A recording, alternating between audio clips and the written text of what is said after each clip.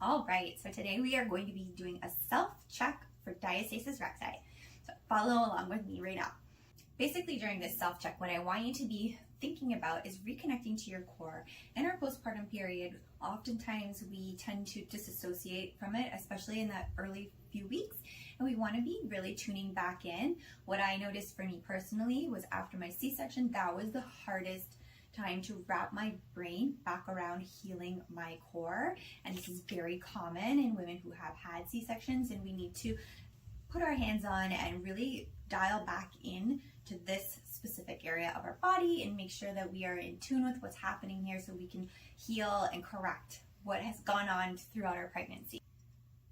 Okay, so the first place we're going to check is in our upper. So we're gonna get into here. Flash the mommy tummy. So what I want you to think about is this linea alba right here. This is where we're checking today. And when we check, we want to keep our hands like this, and we're going to come in and check on a horizontal plane. So our fingers are across this way. Basically what we're checking is to see how many finger widths across is our gap, if there is any, and how deep we can go in here. So is it a nail bed deep, or are we like able to sink our whole hand in there?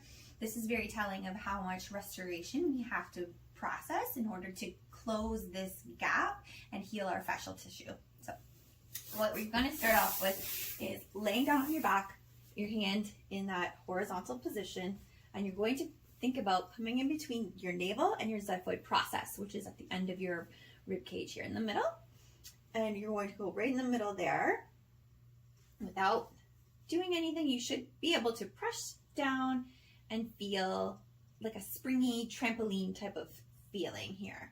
So I notice for me, my middle finger goes in and it just barely covers my fingernail bed. So that's as wide and as deep as mine is now at this point. So you're going to want to feel that and feel around. Typically, if you're finding that you're having a gap in your upper abs, this is usually women who are later on in postpartum. I'm talking like 5-10 years postpartum. You're going to find it here, and this is happening generally because of rib cage flaring, which we can get into later on.